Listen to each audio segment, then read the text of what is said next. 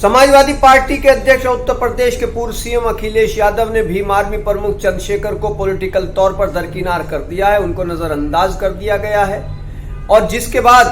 Bhim army प्रमुख चंद्रशेखर ने एक ट्वीट किया जिसमें उन्होंने एक शेर लिखा, बहुत ही तीखा शेर है। उन्होंने लिखा, जो कमजोर होते हैं वही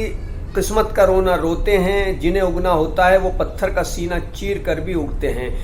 ऐसा tweet social media platform x पर चंद्रशेखर ने किया है।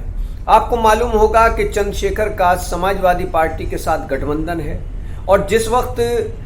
उपचुनाव हुए थे तब चंद्रशेखर ने समाजवादी पार्टी के प्रत्याशियों के हक में चुनावी प्रचार भी किया था, जिसमें राष्ट्रीय लोकदल के भी एक प्रत्याशी शामिल थे जिनके हक में चंद्रशेखर ने चुनावी प्रचार किया और वहां से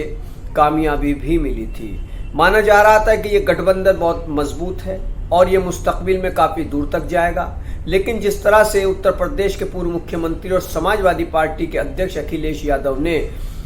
उत्तर प्रदेश की उस लोकसभा सीट पर भी अपना प्रत्याशी घोषित कर दिया है कि जिस पर भीम आर्मी प्रमुख खुद अपने टिकट पर, अपनी पार्टी के टिकट पर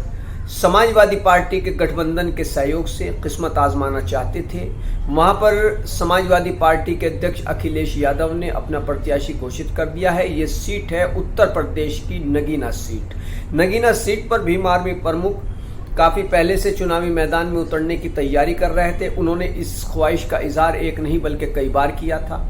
माना जा रहा था कि वो गठबंधन के सहयोग से चुनावी मैदान में उतरेंगे, लेकिन अखिलेश यादव ने वहां से अपना प्रत्याशी घोषित कर दिया है, जिसके बाद से ये पूरी तरह से साफ हो चुका है कि समाजवादी पार्टी के अध्यक्ष और उत्तर प्रदेश के पूर्व मुख्यमंत्री अखिलेश यादव ने भीम आर्मी प्रमुख चंद्रशेखर को पॉलिटिकल तौर पर नजरअंदाज कर दिया है। आपको याद होगा कि विधानसभा चुनाव 2022 के दौरान भी समाजवादी पार्टी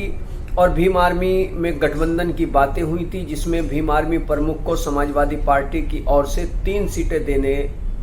की पेशकश की गई थी, जिसमें एक सीट सहारनपुर की रामपुर मनिहारान विधानसभा सीट भी थी, लेकिन बाद में पता नहीं क्या हुआ कि दोनों में बात नहीं बनी और गठबंधन नहीं हो सका था। बाद में फिर इन दोनों में काफी करीब कुर्बत हुई, दोनों एक साथ आए और समाजवादी पार्टी के प्रत्याशियों के हक में उपचुनाव में भीम आर्मी प्रमुख चंद्रशेखर ने प्रचार किया। जो आजम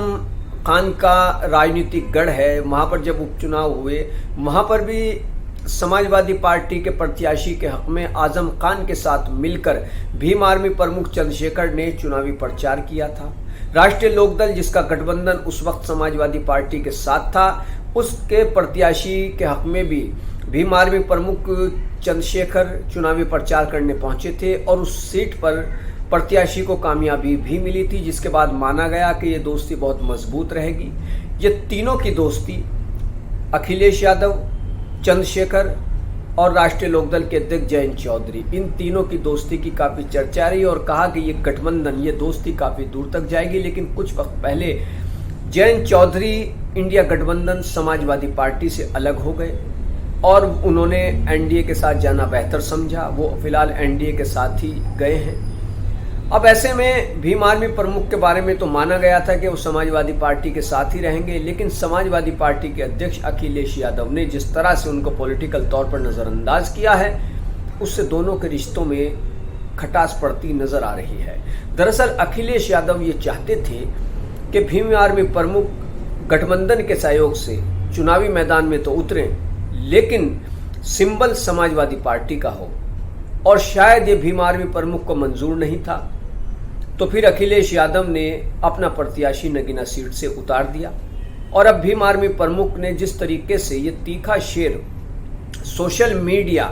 का जो प्लेटफॉर्म है एक्स, उस पर ये लिखा है और काफ़ी ये जज्बाती तरीके से उन्होंने कहा है कि जो कमज़ोर होते हैं वही किस्मत का रोना रोते हैं,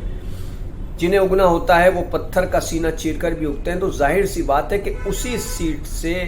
अब भीम आर्मी प्रमुख चंद्रशेखर भी चुनावी मैदान में उतरने की तैयारी कर रहे हैं। आधिकारिक तौर पर तो अभी स्पष्ट तौर पर तो ऐसा कुछ नहीं कहा गया है, लेकिन जिस तरीके का उन्होंने ये शेर लिखा है, जिस तरीके से उन्होंने अपनी बात लिखी है अखिलेश यादव के रवैये के बाद, उससे साफ जाहिर है कि भीम आर्मी प्रमुख